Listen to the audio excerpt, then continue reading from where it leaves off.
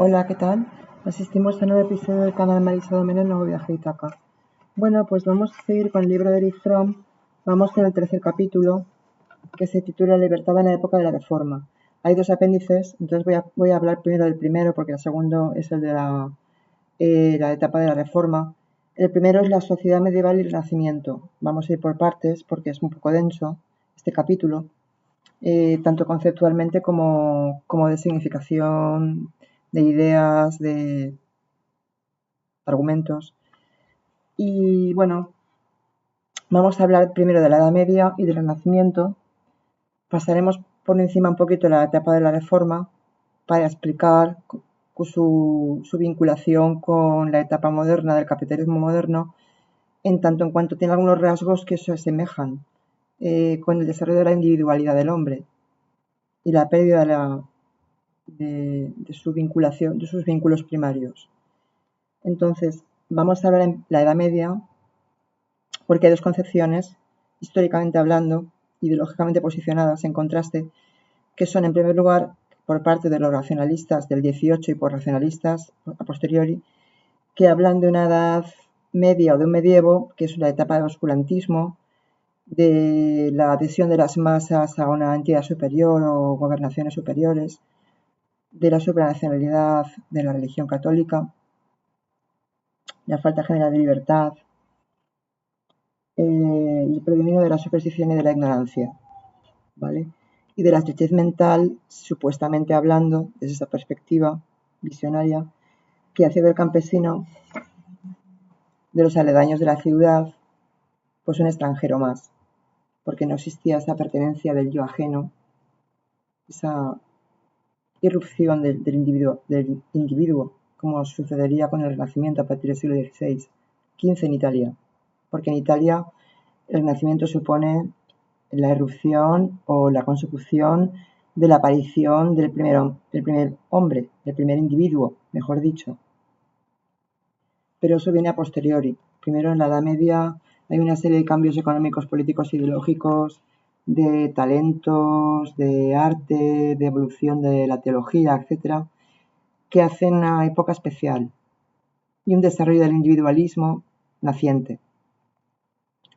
Entonces, la otra parte o la otra perspectiva de la Edad Media, tal como se solía vincular por parte de algunos pensadores, sobre todo filósofos reaccionarios y algunos pensadores más aperturistas o más progresistas del capitalismo, es que se señala el sentido de solidaridad humana, el carácter directo y concreto de las relaciones entre los hombres, ¿vale? Porque están subyugados a su casta, a su nacimiento, a su herencia, a su cuna, a su origen. Y el principio superacional de la Iglesia Católica viene aquí, más desarrolladamente, y el sentimiento de seguridad caracterizado por el hombre medieval, un sistema de pertenencia al grupo, al clan, a la iglesia, a los gremios, a las corporaciones, con una serie de leyes económicas que también tienen una vinculación directa con la moral y con la percepción psicológica de la gente. El desarrollo económico siempre va subyugado a tener ciertos límites, no ir más allá porque sería inmoral. Entonces la moralidad cobra un aspecto muy importante a la hora de desarrollar las relaciones económicas productivas, el desarrollo de las fuerzas productivas y el modo de producción de esa época, que es el feudalismo. Entonces ambas imágenes son correctas, no podremos discernir una visión global de la Edad Media correcta si bifurcamos o separamos esos dos conceptos o ideas o esas visiones o cosmovisiones, y son totalmente compatibles la una con la otra para analizar esta época determinada. Lo que caracteriza a la sociedad medieval en contraste con la moderna es la ausencia total de libertad individual, pero todos absolutamente se hayan encadenados a una determinada función dentro del orden social. Los estamentos son clases inamovibles, los hombres no podían ir de un lugar a otro geográficamente hablando, y no podían separar su actividad económica una vez habían nacido con ella, ligado a la tradición. Frecuentemente no poseían la libertad de vestirse como querían ni de comer lo que les gustaba. El artesano debía vender a un cierto precio y el campesino también sus productos. No había un libre cambio como luego existiría a partir de la primera revolución y la segunda revolución industrial, con un capitalismo de libre cambio de principios del siglo XX, sobre todo cuando se desarrolla particularmente hasta llegar al capitalismo monopolista de estado actual. Pero en aquella época el miembro de un gremio le estaba prohibido revelar todo secreto técnico de producción a cualquiera que fuera miembro del mismo. No había competencia intermonopolista todavía, fruto del desarrollo del capital y de la concentración del capital como un rasgo atributivo del capitalismo, que luego aparecería, y el monopolio y la propiedad privada se entendía como necesaria, siempre dentro de los límites que ejercía la necesidad dentro de la sociedad, una necesidad vital de pertenecer a la tierra, de pertenecer a los bienes, siempre con esa diferenciación jerárquica de una clase a otra, porque los más ricos en la Edad Media había una estandarización, una estratificación de la sociedad que no permitía demasiado abismo social, aunque sí que hay diferenciación de castas o de estamentos. Entonces, aun cuando una persona no estuviera libre en el sentido moderno, no se lleva ni sola ni aislada, sino protegida por el grupo. Al poseer desde su nacimiento un lugar determinado, inmutable, pues podía estar seguro y no había dudas existenciales. Se identificaba con su papel, con su rol al que pertenecía dentro de la sociedad, que estaba muy delimitado y muy marcado. Era campesino, era señor de la gleba, era caballero, y no un individuo que había incurrido en una u otra cuestión a partir de lo que ahora se conoce como emprendeduría, ¿vale? No había esa libertad individual tal cual. El orden social era concebido como un orden natural, y el ser una parte definida del mismo proporcionaba al hombre un sentimiento de seguridad y pertenencia. Había poca competencia. Así como ahora hay diferenciaciones sociales individualizadas, así como diversas profesiones liberales, luego está la clase media baja, el proletariado incluso, la gente indigente, los más altos cargos ejecutivos, los banqueros o la gran banca, los grandes monopolistas, la clase media alta, que vienen de la burguesía, proceden de la burguesía, sobre todo fundamentalmente, la aristocracia, un poco como reducto que ha quedado de una etapa anterior. Hay pymes, hay categorías fiscales y económicas como pymes, como grandes empresas, como cooperativas. En aquella época no existía nada de eso, no había esa libertad individual que podía hacer proceder a un hombre a tomar decisiones para emprender una actividad, un proyecto de vida concreto. Y eso se ha ido forjando poco a poco. Lo que dice Freud es que se nacía en una determinada posición económica que garantizaba un nivel de vida establecido por la tradición. Así como la jerarquía social más elevada, los grupos dentro de la jerarquía social más elevada tenían unas leyes económicas muy concretas que tenían que preservar y unas obligaciones también económicas muy concretas. Tenían que proteger la tierra, sus posesiones, sus propiedades, tenían que cobrar diezmos, tenían que cobrar el servilismo, hacer uso del servilismo de los que estaban por debajo de ellos, y pago de tributos, etcétera, ¿no? Esas son obligaciones de las castas superiores.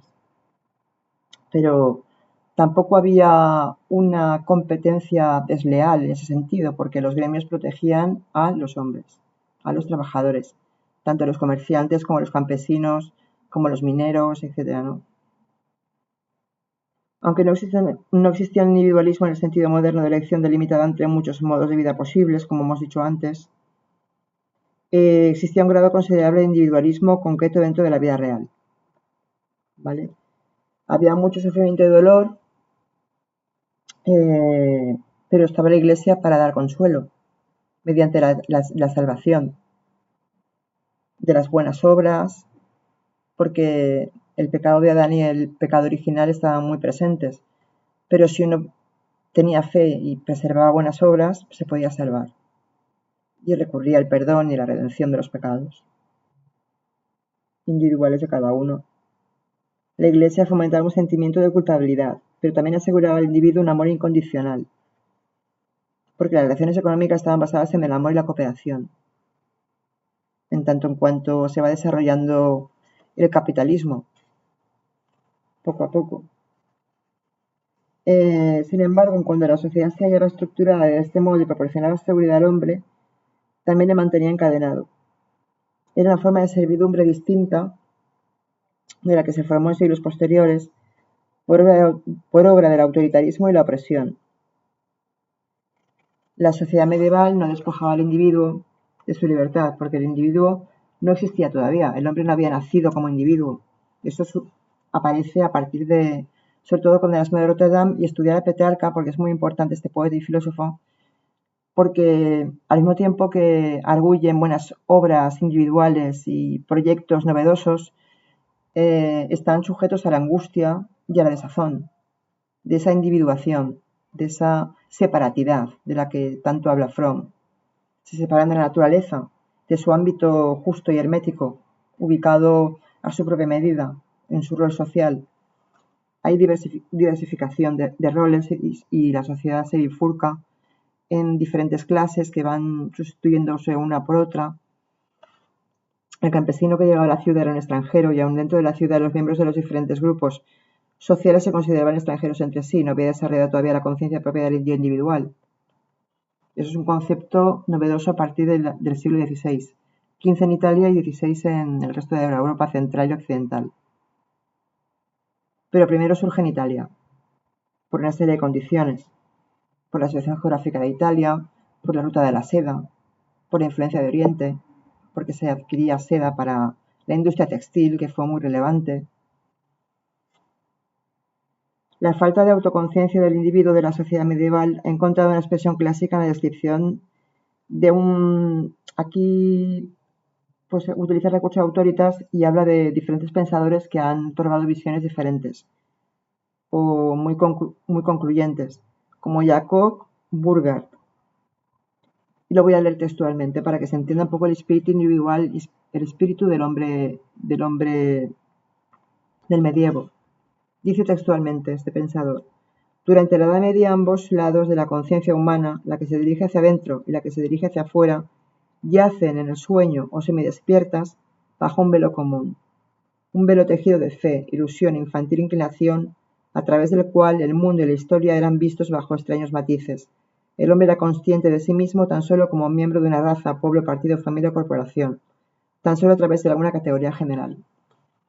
¿Vale? Es muy importante esta visión porque la estructura de la sociedad y la personalidad del hombre cambiaron en el periodo posterior de la Edad Media, en el Renacimiento. Y la unidad y la centralización de la sociedad medieval se fueron debilitando. La sociedad estratificada y centralizada se fue diversificando cada vez más, con oportunidades nuevas para la gente, y al mismo tiempo el sentimiento de soledad y angustia. Esa contradicción irresoluble que se combina y que no desaparece en tanto en cuanto aparece una y otra al mismo tiempo. Había un proceso diferente de desarrollo evolutivo, psicosocial y psicológico por parte de las clases pudientes y ricas y otro por parte de las clases medias bajas y los pobres, que tenían un sentimiento de desasosiego y de frustración. No en tanto en cuanto la minoría que se va desarrollando a partir de los burgueses y de que convivieron burgueses con aristócratas y con señores feudales durante un cierto tiempo y que fueron, digamos, haciendo perder ese sentimiento de herencia y de casta de nacimiento, de pertenencia a una familia o a grupos, porque se fueron mezclando con la sangre, mezclando económicamente hablando, con negocios, etcétera, ¿no? Y eso hace que ese nuevo desarrollo significaba hasta cierto punto la posibilidad de riquezas nuevas y perspectivas para la iniciativa individual, para la emprendeduría, como diríamos ahora, ¿no?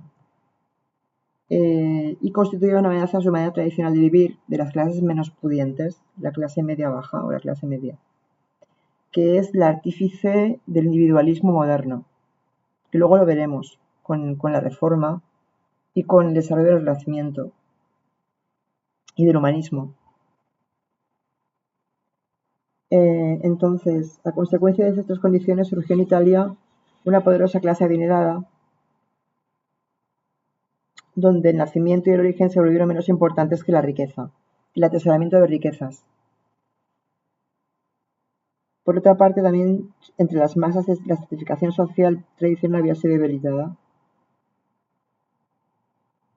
Asistimos a la legión de personas explotadas que se les extrae su fuerza de trabajo, que van con un éxodo del campo a la ciudad, los talleres artesanales desaparecen, los telares, etcétera, van desapareciendo, va forjándose una legión de gente desposeída de todo, o que tenía pocas pertenencias, o era poco pudiente, una clase media baja, incluso el lumpenproletariado iba naciendo también, porque había muchos que se quedaron sin nada, y eso hace referencia a la entrada del siglo XVI de la expropiación originaria, que duró 3 siglos, hasta el XIX, con la Revolución Industrial, primera y segunda. Hay 2 etapas de la primera Revolución Industrial hasta 1950,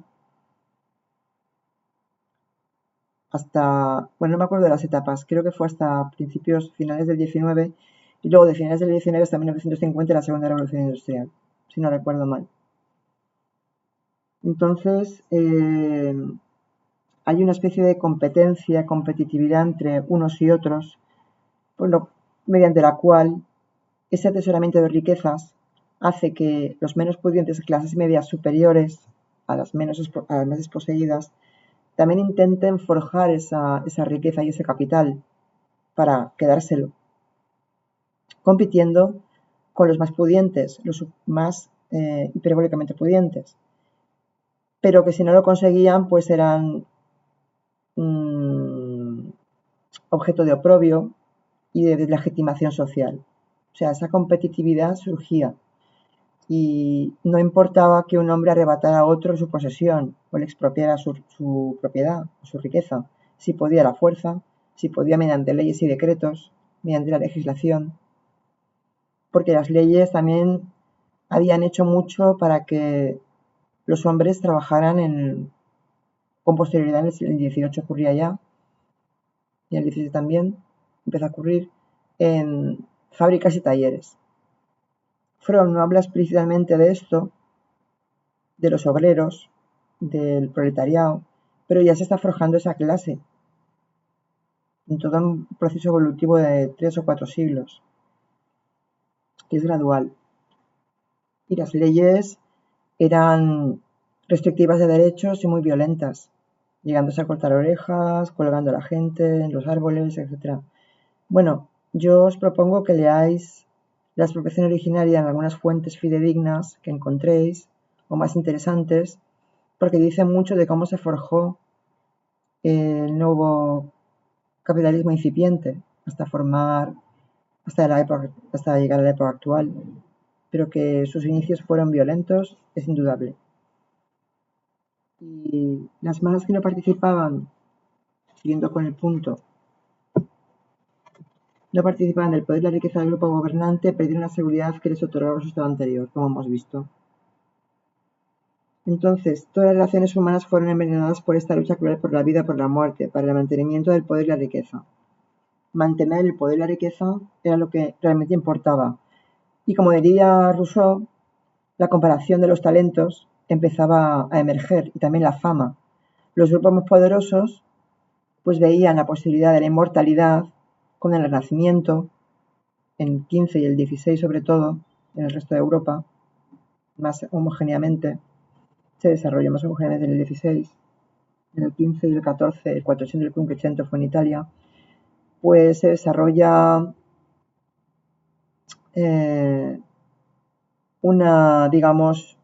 interés por la fama que hace que la inmortalidad de las obras y con la erupción de la imprenta de Juan de Gutenberg en 1452 creo que fue, si no recuerdo mal, cuando me acuerdo de la época de Buch y de otros cursos de GB,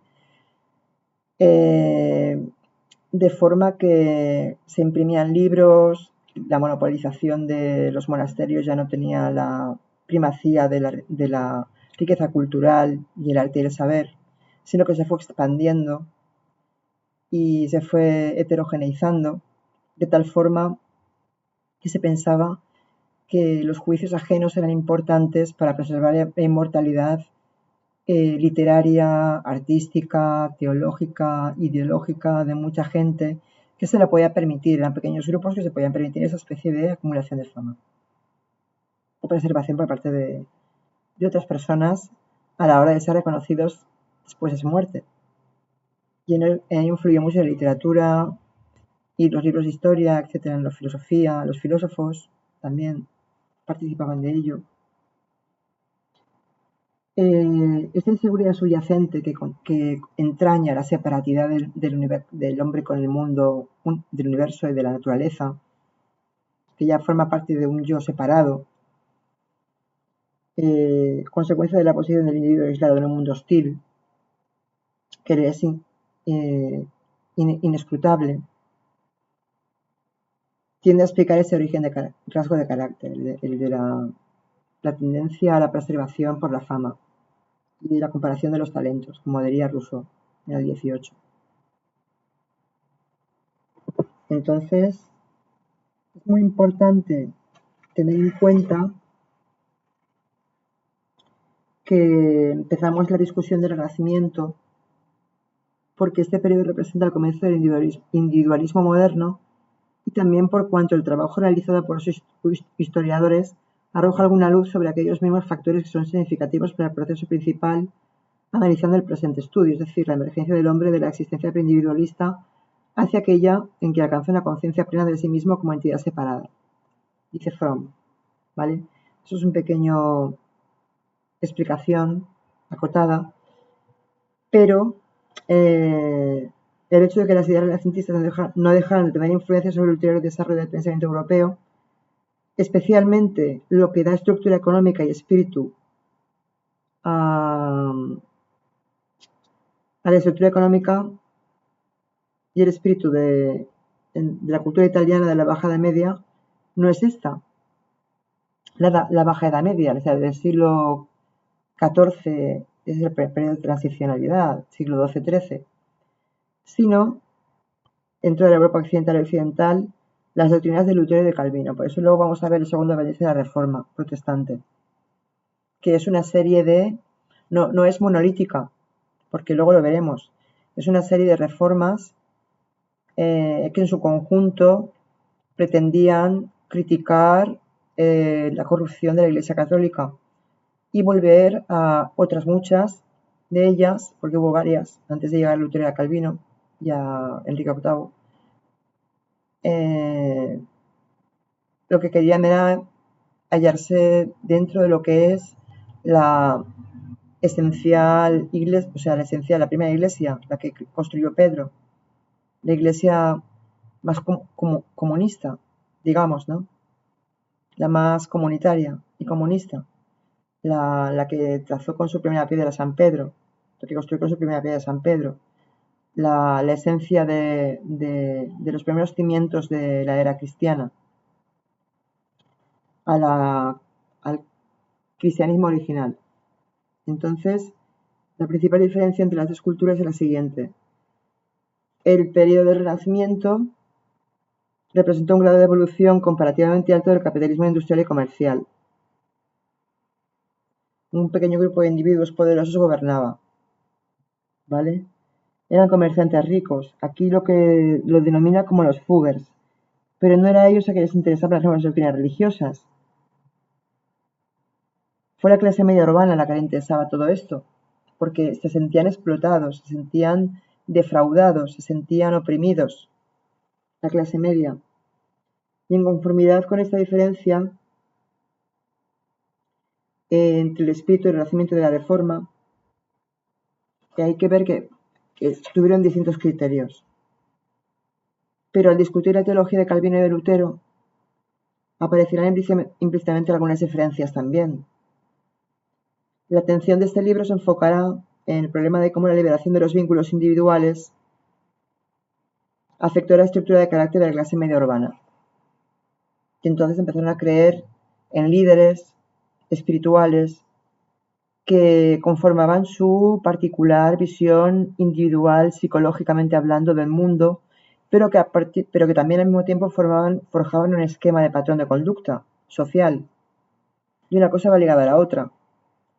Que no siempre lo que piensa un líder es lo que realmente le hace motivar llevar a cabo una corriente, como la luterana, que a veces es la contradicciones del líder, lo que impulsa que una gran masa de gente piense igual porque tenga rasgos parecidos individualmente hablando o psicológicamente hablando, y que luego esos esquemas se unan para que esa corriente tenga adeptos, gran cantidad de gente entre las masas populares que la sigan.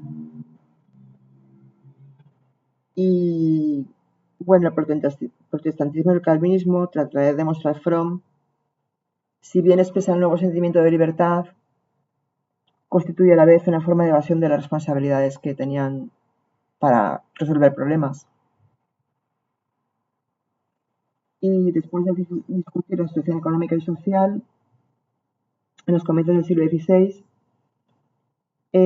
analizaremos la repercusión, dice Fromm en el libro, de la individualidad de cada persona a la hora de subyugarse a estos modelos ideológicos, para conocer también los factores psicológicos, tanto sociales como individuales, que apoyaron y sustentaron esas corrientes,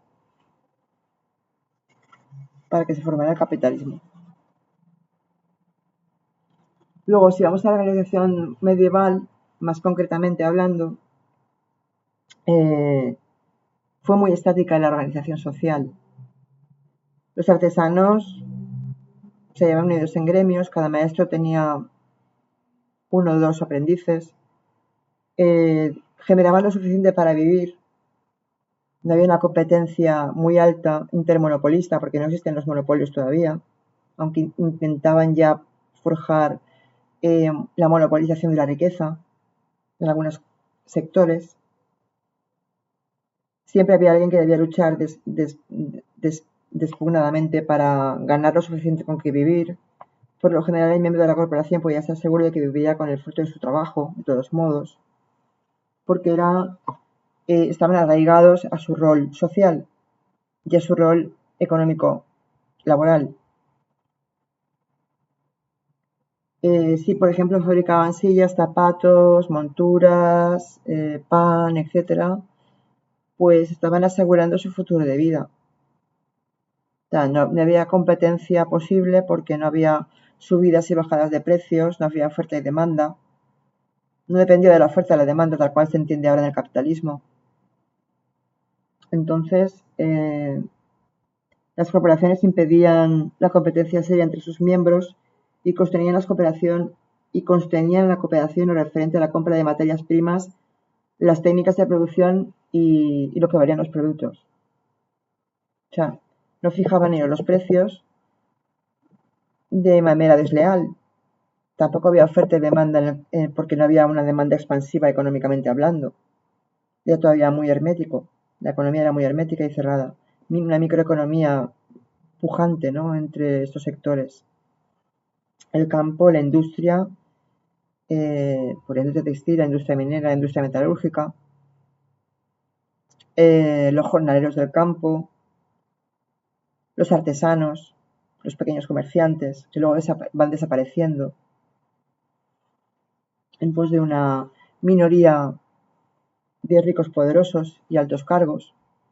Va apareciendo la bancarización o el sistema de la concentración de capital que da lugar a los primeros bancos, con posterioridad. Pero la mayoría de los autores que han estudiado esta etapa, dice Fromm, coinciden que, aun evitando toda idealización de las corporaciones, estas se hallaban basadas en la cooperación mutua y ofrecían una relativa seguridad entre sus miembros, de protección, de pertenencia al grupo. Entonces, pues esto nos conduce a un asunto esencial para la comprensión de la posición del individuo en la sociedad medieval, dice Fromm textualmente, el que se refiere a las opiniones éticas concernientes a las actividades económicas, que lo hemos mencionado anteriormente, porque los intereses económicos se subordinan al problema de la vida, que es la salvación, y que la conducta económica es un aspecto de la conducta medieval sometida al igual que otras a las reglas de la moralidad. Por eso la Iglesia otorgaba toda la protección posible mediante la salvación, aunque considerara pecado toda falta a los preceptos divinos de la ley de Dios.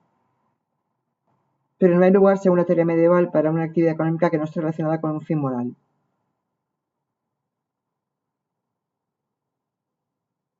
Las riquezas, como dice San Antonio, existen para el hombre y no el hombre para las riquezas. Se debían de hacer ejercitar para beneficio público y no para la usura. Y luego, pues, teniendo en cuenta todo esto, la indignación y la ira del pequeño comerciante cuando aparecen los monopolios fueron expresados elocuentemente por Lutero en su folleto sobre comercio y la usura, que dice textualmente: ellos tienen bajo su vigilancia todos los bienes y practican sin disimulo todos los engaños que han sido mencionados, suben y bajan los precios según su gusto, y oprimen y arruinan a todos los pequeños comerciantes, al modo como el lucio come los pececillos. Al modo como el lucio come los pececillos, justamente como si fueran señores de las criaturas de Dios y no tuvieran obligación de prestar obediencia a todas las leyes de fe y amor. Pues en la segunda etapa, porque la gente del campo vivía un poco mejor, pero también estaba subyugada en principio, en la Edad Media, el pequeño comercio de detalle y el pequeño al por mayor, ya el por menor existía conjuntamente.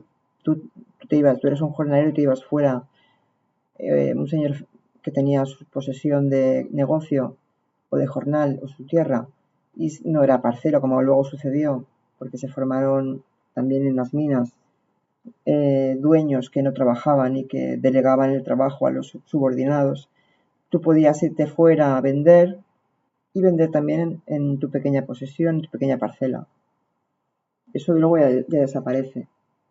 Hay una serie de cambios económicos, sociales, ideológicos, teológicos, religiosos, espirituales, políticos, sociales, de creencias, que hacen que el hombre tuviera que luchar contra fuerzas abrumadoras que partían sobre su propio peso, caían sobre su propio peso.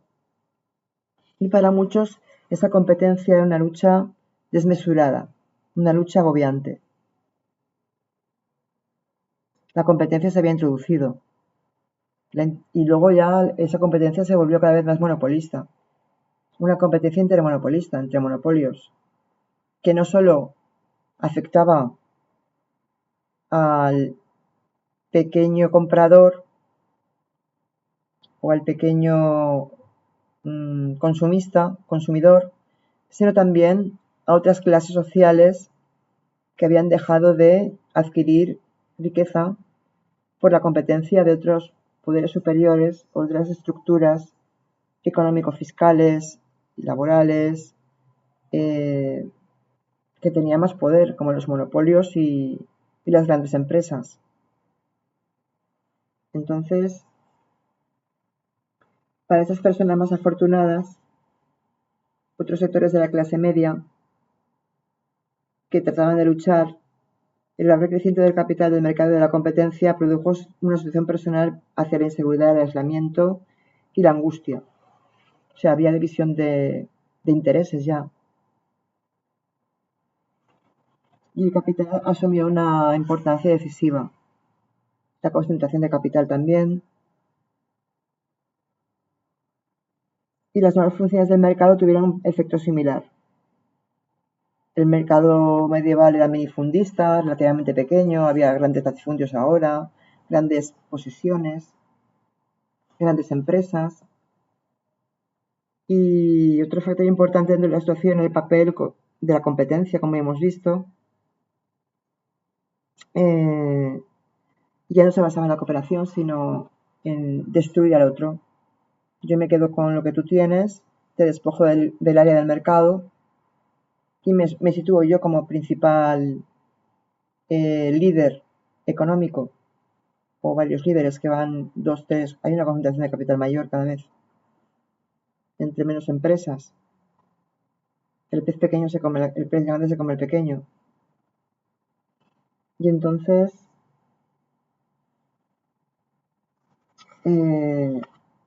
llegaremos al periodo de la Reforma para intentar comprender el luteranismo y el calvinismo, cómo se desarrollaron como corrientes ideológico-político-religiosas, porque esos tres factores también son componentes esenciales, no solo la religión. No pertenecían a una rica clase elevada, sino a la clase media urbana, como hemos visto, a los pobres de las ciudades y los campesinos, y querían expresar un nuevo sentimiento de libertad, bajo irse del yugo de la Iglesia Católica, que era corrupta, que montaba negocios. Bueno, tenemos que ver también el carácter que tenía Lutero, porque aunque no estemos de acuerdo con el culto de la personalidad, Erich Fromm tampoco está de acuerdo con el culto de la personalidad para describir que el carácter de un líder es lo que propicia el desarrollo de una corriente. Sí que es verdad que hay que ver ciertos aspectos individuales de perfil psicológico de Lutero o de Calvino para darnos cuenta cómo influyeron a nivel social en patrones de conducta y patrones rígidos de comportamiento entre grandes masas. ¿Y por qué afectó más a esta clase social pequeño-media-baja, más que a otras? ¿Y qué afinidades atributivas, condicionantes hacen que se adhieran a esos movimientos? Pues veremos esto en el próximo vídeo, la Reforma Protestante, junto con una explicación más generalizada de lo que es las precursoras reformas que existieron, con qué objetivos se hicieron, las luchas entre protestantes y católicos que dieron lugar al final de la Reforma. Creo que se trata de Westfalia, bueno, lo explicaremos bien, que dio lugar al final de la Reforma de Lutero, pero que da lugar a las naciones-estado modernas y a una conformación de la sociedad que es más acorde con la que nos ha tocado vivir en la actualidad. Estudiando esta época de la Reforma podemos entender un poco la época del capitalismo moderno, desde sus inicios, aunque conserven rasgos intrínsecos diferentes. Pero algunas similitudes hay a nivel comportamental, a nivel social, a nivel psicológico, para comprenderlo, cómo evoluciona una y otra, y cómo evoluciona el perfil de individuación del hombre. Pues hasta aquí, espero que os haya gustado. 38 minutos, me he pasado un poquillo. Perdonadme, es que siempre me paso. Pues bueno, luego ya veremos la etapa de la Reforma Protestante, ¿de acuerdo? En el próximo vídeo. Me lo voy a estudiar bien, porque los conceptos también son un poco complejos, porque es religión. Vamos a hablar de los conceptos morales, religiosos, de las creencias, la vida de Lutero un poco, la diferencia de Lutero y Calvino, porque se produce un cambio radical a nivel social, económico, ideológico y político en Europa, sobre todo en Europa central y occidental, y porque no se trata de un determinado país, sino de un determinado patrón de esquema social, de conducta ideologizado, que no surge solamente en Alemania, surge en más países, aunque irrumpa ahí. Bueno, ya está. Hasta aquí. Espero que os haya gustado. Un saludo y hasta la próxima. Chao. Gracias por escucharme. Marisa Domene Castillo.